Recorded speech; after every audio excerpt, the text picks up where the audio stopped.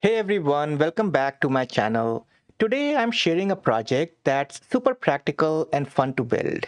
It's a terminal-based research application or a research assistant that is backed by AI. So imagine having a tool that can answer your questions and even provide references to support its answers, and all within your terminal. Whether you need quick facts, trending news, or even help with research topics, this tool will be very beneficial and it has got you covered.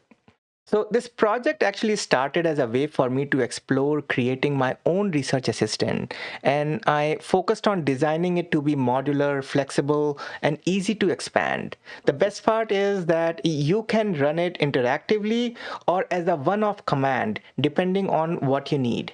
So in this video, I'll walk you through the setup and show you how it actually works, explain the code step by step, and by the end of this video, you'll have a similar tool set up in your local, and you will also have a clear understanding on how to build such a tool, and if you want to customize and augment this tool to use it in your own rack pipeline, then you can do that too. So in this example over here, you can see that the way to invoke this tool is just by typing TR, which is terminal researcher is what I'm calling it. And you can just ask any question that you have for you. So for example, over here, I have asked who is the richest person in the world. The tool took 9 seconds, came back with 15 references, and then found out within those 15 references who is the richest person in the world. And of course, it is Elon Musk as the richest person in the world. And if we ask more questions to it, we can very clearly just type TR and who won the last World Cup in cricket, and any question you can just ask it and it will go online, do the research, and within seconds come back with an answer. So let's wait for a few seconds, and there we go. So we have ICC Cricket World Cup winners list, and it looks like in 2023 Australia is the one who won the World Cup over here. Pretty awesome. So okay, now we can ask it other questions too, but you notice that it is after answering the question, the prompt exits out. So there are two ways in which you can interact with this system.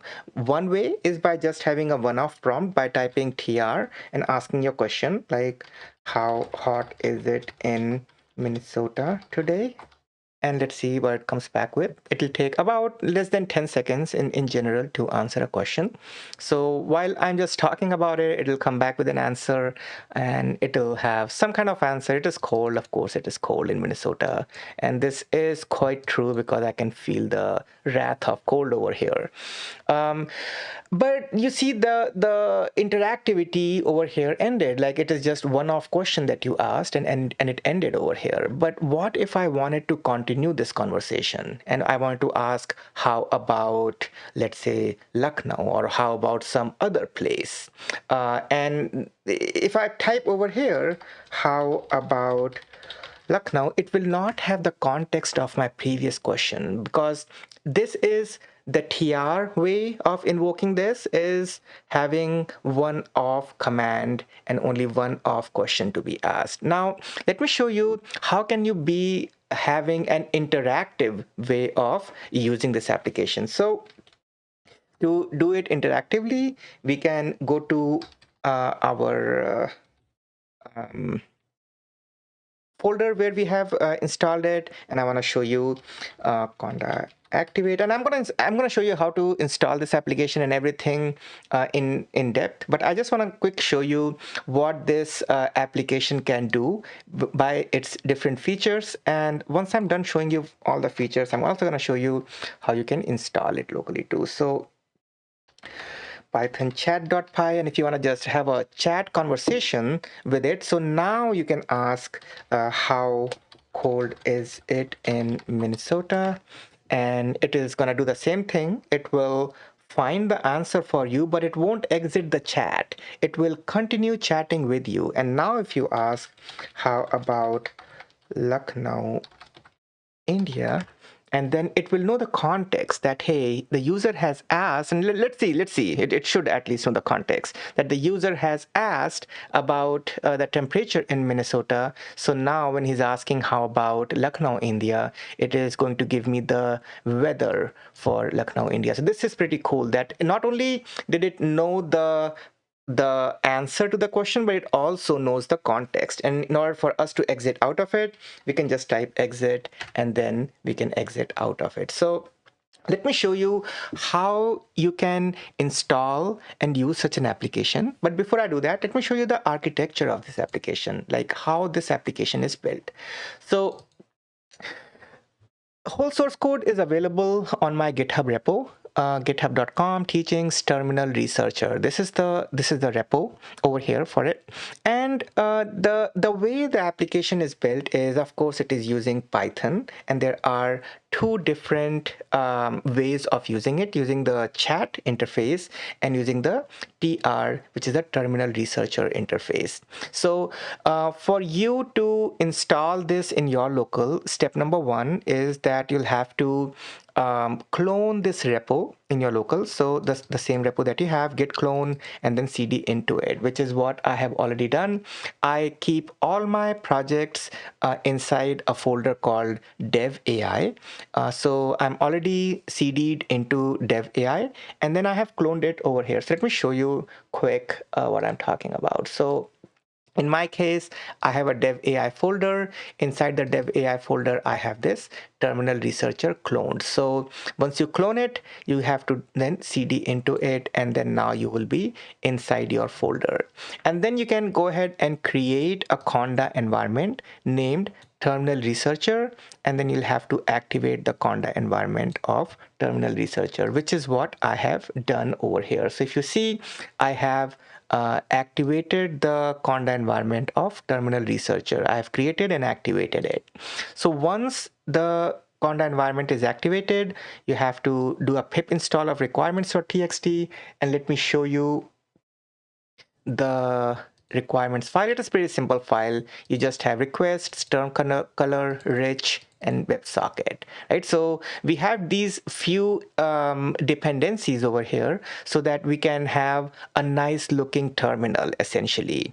So WebSockets is an implementation that I have in mind as a future of this project, where I can have streaming results. But as of now, I mean, WebSockets is not needed, but it is just left over here because this is actually the future of this project.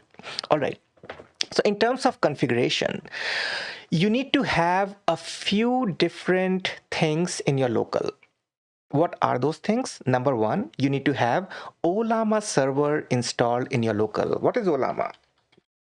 So Ollama, you can go over here, ollama.com, and based on whichever operating system you have, Mac, Linux, or Windows, you can download and install Ollama from here. What I recommend is you go to my repo, and on my repo, you will see a particular AI server setup, this one over here. And there is a link, a video walkthrough of this in the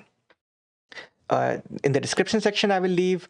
And over there you can see how to set up a Ubuntu server for your Ollama needs. So you can directly install Docker, and then after you are done installing Docker, you can go ahead and install Ollama in the Docker environment. Or if you choose to, you can just directly install Ollama over here by using this download button for your environment. Doesn't matter. Now, step number 2 is that you need to have Perplexica installed in your local. And the way to install Perplexica is actually very easy. Again, you need to have Docker installed in your local. All you have to do is to do a git clone of this particular Perplexica repo. So once you do a git clone of this Perplexica repo, you will get Perplexica's repo in your local. And let me show you how it looks like. So there is this Perplexica over here. Once you do a git clone, you will get this particular folder in your local. And when you have this folder in your local, let me open and show you this.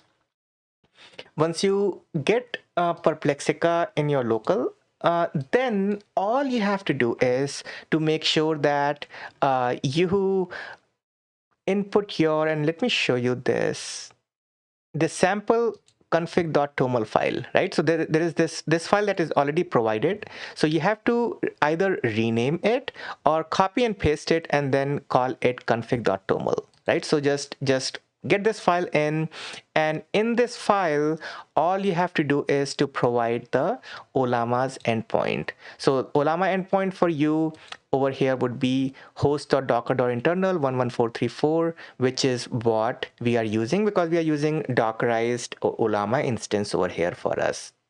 This is the only thing that you have to change. You have to go make a copy of sample config.toml, either rename it or make a copy of it and rename that, and modify this particular line number 8 of Olama over here, right? So now that you have Olama up and running and you have Perplexica code modified, all you have to do is to just do docker compose up -d, right? And then once you do this, all your so there is a docker compose file already over here, and your several docker images and instances will be up. And let me show you what all will be up. So docker stats, let me show you this.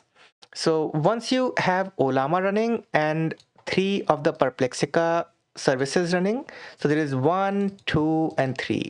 So Perplexica frontend, Perplexica backend, and Perplexica CRXNG. We are not going to be using frontend at all over here. All we need is Perplexica backend, and we need is Perplexica CRXNG. These are the 2 services that we need. And CRXNG is actually internally used by the Perplexica backend. We do not necessarily need CRXNG, but because Perplexica backend needs it, that's why we also need it. All right, you will see that I have some other services over here. We don't need none of those services.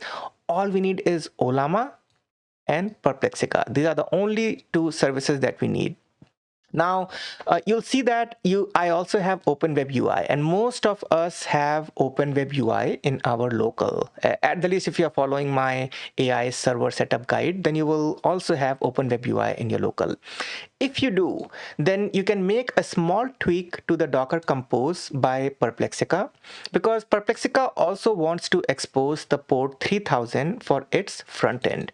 And if you are also having OpenWebUI, which exposes the port 3000 on its front end, you can make a small tweak. So there is this line 44 for the Perplexica front end, and it says to export the port 3000 or expose the port 3000. I've just changed it to 3005, right? So this left hand side number, just change it to 3005, and this is the exposed port of your local machine. So there will be no conflict. If you do not have OpenWebUI in your local, you do not have to worry about what I'm talking over here. So you can just use the Docker Compose as it is. If you do have OpenWebUI in your local, because OpenWebUI also exposes the port 3000 of your local and it utilizes that, you'll have to change this particular port to 3005 in your local environment. All right. So once you have the Perplexica's Docker image up by using the Docker Compose up -t, 3 Perplexica services up, and once you have Olama up and running, then you are ready with all your prerequisites to do the setup for the terminal researcher. Now, you have already cloned the terminal researcher, you have already created the conda environment of terminal researcher, and you have also done the pip install of requirements after creating the conda environment, right? So now let's take a look at the configuration of the terminal researcher. So let's take a look over there. So I'm going to close this Perplexica, and I will open this particular configuration over here. Okay, so let me also make it bigger. Oops, bigger. Okay, all right. So there are several configuration options that I have provided in this application, and all of those are mentioned in this config.json file. So this base URL, if you are following the setup that I have mentioned over here, then no changes need to be done over here. Your backend is exposed, your Perplexica backend is exposed on port 3001. And you can see that in the Perplexica's Docker compose file also, that it was exposed on port 3001. Now, there are some other parameters that I'm going to talk about. So timeout, and let's hold on to this. I'll do some demo later on, and I'll show you what the timeout means. Same with the history limit. I'll talk about this later on in the demo section and when I'm explaining the code. But chat model. So provider is Ollama, and this is why we need Ollama installed in our local. And which model we want to use. So Llama 3.2 is what we are using in this instance. Why 3.2? Because once we provide enough context to Llama 3.2, it actually behaves very good. So it is fast model, it does the research for us, and by providing all the research background to it, it actually works very fast and very in a very smooth way. You do not see the delays in generating the response, and you also, and because we have given all the references to the model, it never hallucinates either. And then again, for embedding model, we are using again Ollama, and the model that we are using is the favorite model for everyone over here now, Nomic Embed Text. And these are the two configurations that you can do in terms of your provider. If you do want to use a different provider like OpenAI, you can do that, but then that defeats the purpose of keeping everything local and free. So I would highly recommend to use Perplexica's local installation mode, where you can use Ollama server versus going with OpenAI.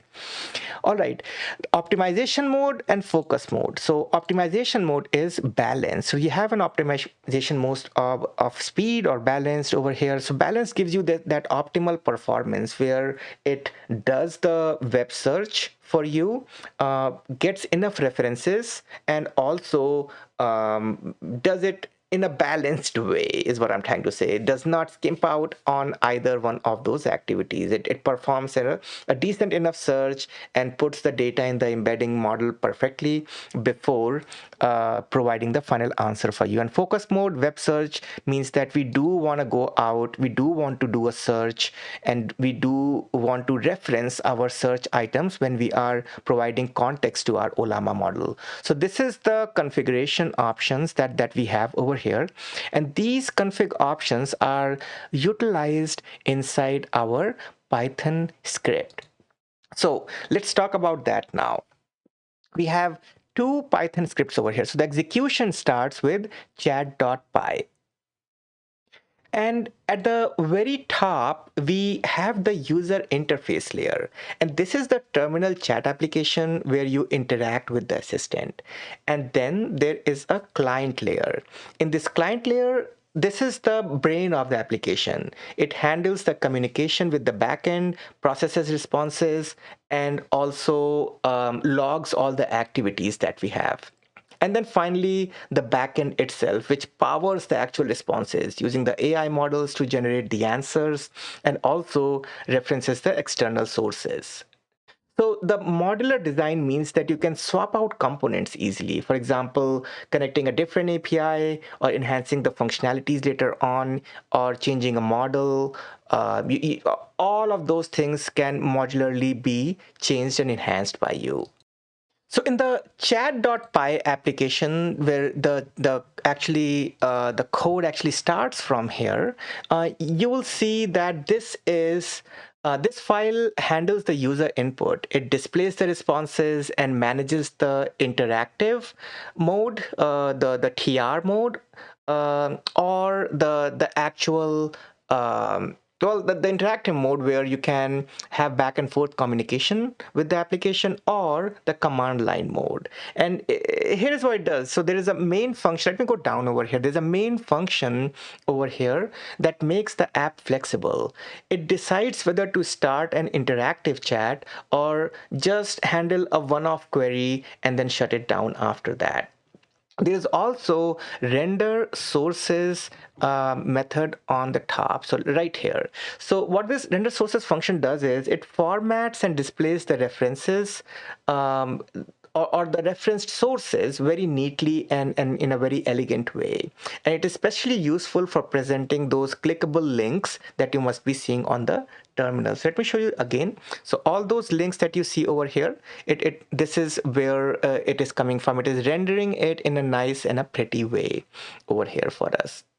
Now, this makes the responses very easy, and it makes it very easy to navigate, and also makes it pretty, because we do not want to have all this research done by our AI researcher and then just present it in a ugly way. We want it to be a nice and elegant looking application over here.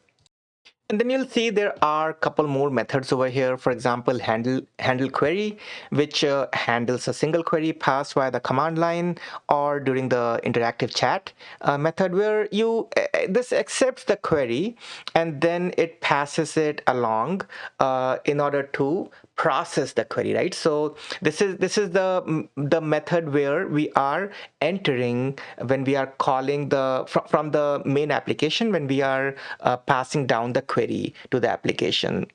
And you'll see that we make a connection. So we do send this query to our backend right from here, from the handle query method. You'll also see that there is a chat with agent method over here, and this is what starts the interactive chat session. And in this interactive chat session, what we do is actually we keep on adding the human and the assistant messages based on what Perplexica API recommends. So if you go back to Perplexica, then let me show you that. So there is in the Perplexica's documentation, if you go over here in the docs section, they have their API documentation over here. And they talk about how you can invoke the post API, the post endpoint. And in the post endpoint, this is how your payload needs to be structured. And in that payload, you will notice that the history is sent like this. So there is a human and there is an assistant, and then this is how you can do back and forth communication, which is what our terminal researcher is actually doing. So it is making use of this API. It is sending the request to the Perplexica's post endpoint to API search, and then it is getting the response back from there. Right? So let me go back and show you our application.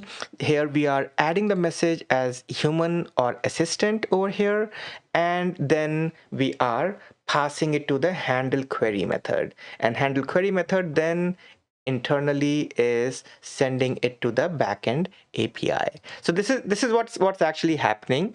Now, what is this client? So if you must have noticed up until now that we are using this client to actually send the query and client to actually add messages over here. So what is this client? So this client is the Perplexica client that we have created over here. So I've provided a helper wrapper around the actual Perplexica's use cases that we'll be using over here. So there's a Perplexica client.py over here. You see I'm importing this Perplexica client from my own custom Perplexica client.py file. Let's open this and let's take a look at this.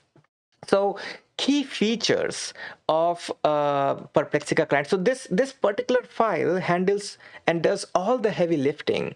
It sends the queries to the backend. It manages the chat history. It also logs everything as well. So the key features, right? So history management. So you'll see an add message method over here. So in this add message method, the client keep tracks of all the past messages to make conversations, kind of feel more natural. Like I asked, hey, what's the temperature in Minnesota? And then I asked, how about Lucknow? And how about Lucknow, even though it does not talk about the weather directly, because it had the reference to the previous message, this is where the conversation start feeling natural over here. Now there is a add message for all these things that we're talking about. Log history. So anytime any interaction happens, so I'm going to show you there are two logs over here that I have created. One is activity log. Activity log is any kind of interaction that happened. So there are some searches that I was doing before starting this video, and you can see all the activity is being logged over here. For example, all the references that it found, it's going to log over here. And so all the chats that you have, they are all getting logged. And it's very easy if you just go ahead, Control A, delete, and save. That log is gone. And you can there is a chat history log also. Whatever back and forth chats you are having, that is also logged over here, and you can delete these chats as well if you want. So let's go back to our Perplexica client. This is what the log history method actually does. And then there is a particular format that the post endpoint expects. And this is prepare request data. This is what this particular method is doing. It is preparing the post request data over here. And then the send query method, again, this is exactly where we have to post our post request. So base URL / API / search, and then we are sending the request over here. And if there are any exceptions that are being raised, then we are reporting back on the terminal. So this is actually all of the code that I have over here to show you. There is also one more cool feature that I was talking about earlier, which is in the config.json file. If you remember, there was a history limit. And in this history limit, you will see that there is a history.pop method over here. So let me go back and show you. So there is a history limit that we are retrieving from config, and if nothing is provided, then 100 is kept as the history limit. And what we are doing is that if there is if the history of, let's say, 3 we have chosen over here, right? So for example, if we have the history of 3, then anything beyond 3 will start getting to be popped out, right? So the 0th is the very first message will be popped out if we have hit the history limit over there for us. So we keep on evicting older messages if we do not want to increase the context length and start confusing the model as much. So if you have a stronger model, right? So if you have like a Nemotron, or if you have a Quen, the new Coder model 2.5, Coder 32 billion parameter one, all those with a stronger context lengths, and the ones that can maintain that context history too. You can have a larger history limit over there, but for smaller models, I choose to have like 3 or 5 smaller history limit for just for the sake of them not hallucinating with the answers. All right, so this is how this application is set up, and let me show you again how it looks like. So if you are like in any terminal, it doesn't need to be, like having your conda environment up. So I'm gonna start a brand new fresh terminal over here, and I'll show you. You can just start typing, right? So you see that I'm not in any particular conda environment, and you can start typing tr. How old is or was Mahatma Gandhi when he passed away? Let's see if it can answer this question. And you see, like, it is directly on the terminal. I have not activated any particular environment, but it is gonna work. And this is what I'm gonna show you now, that how am I enabling it so that it is working directly in the terminal, right? So it referenced 15 sources, took 13 seconds this time. Pretty cool. Oh, it loaded the model also. The very first load of the model does take a little bit of time, so it took 3 or 4 seconds of time over there. And then it said that he was 78 years old when he died. But if I run the same question again, you will see it will take less time, not 13 seconds, because the model is already loaded and warmed up. So it will take 4 seconds of time to answer this question. Pretty cool. So how am I running this directly from the terminal, right? So this is actually a pretty neat trick where you can run applications directly from terminal, and let me show you how you can do that. So let me open up my There you go.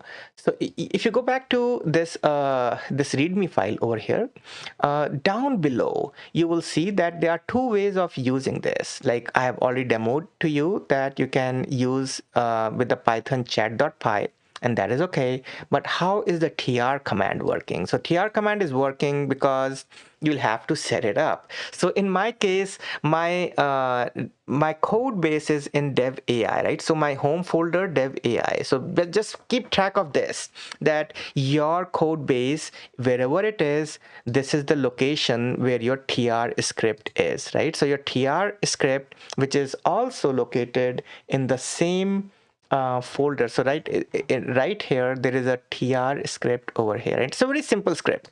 It's a very simple script, but you do have to make sure that there are certain things in here correctly. For example, the location of this particular tr script is also mentioned in this particular script, right? So there is a cd home dev AI terminal researcher. This is where I have cloned my repo. So just make sure that your location of this tr script is mentioned in your tr script itself. So this is referencing this location over here. And then once you have this location mentioned in the tr script, all you have to do is let's go over here. So all you have to do is just make sure your location of the tr script is correctly over here. And then if you have also installed Anaconda, like I have specified at the top over here, right? So there is a prerequisite of having Anaconda with the Conda environment. If you have done that, then you do not have to make any changes because your Anaconda will be in this particular location, your conda.sh file. So you just have to source it, you have to activate conda, and you have to do all this. And this is all done in your tr script already for you. All you have to do is you have to just make it executable, and you have to put it in your bash rc.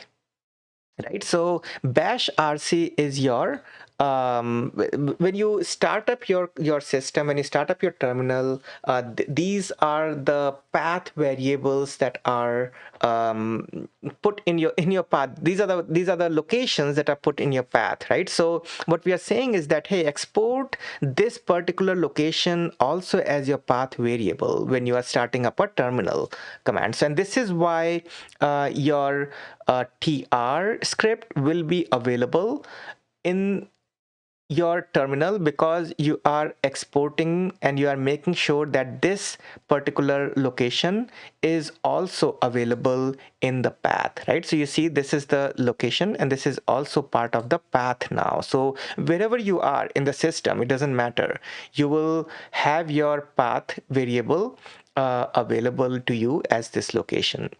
And now once you have done this, all these commands, you just need to just copy paste and then run it in your terminal, and that is it. So all you have to do is to just make sure that these locations match wherever you have actually put your project. And once your locations are matching, for example, this location, and this location, these three locations are the ones that you have to keep track of. These three locations should match, and as long as they are matching, then you'll be able to do what I'm doing over here, which is just typing tr and your research question, like how do you swim in cold water? I don't know. Let's see what it comes back with. Let it do some research and let me know how to swim in cold water. Maybe it is different than how you swim in warm water. Okay, so it gave me some answers over here that you have to wow, it did some good research, right? Took 9 seconds, did some research, and cold water swimming, a complete beginner's guide, it also researched over there too. Pretty awesome. All right, this is all I had for us today. I'll be modifying this particular terminal researcher as my RAG agent piece. So I'm actually building a LangGraph based researcher that is gonna augment my code generator agent, right? So I want my LangGraph code generator to fix some of the code issues that it was facing. And in order for me to do that, I needed to do some research using some Stack Overflow or maybe any other articles which the LangGraph agent is struggling to resolve locally by itself. So if it can have access to internet and it can have access to non-hallucinated internet, right, where the model is not hallucinating but actually able to reference certain things, then it will be pretty awesome, which is where this agent will fit in. So please feel free to use this and modify this particular Perplexica client, and let me know if you have any suggestions, any comments, or you'd like to see this project grow in any other way. Please let me know. Thank you guys for watching this video, and I'll see you guys in next one.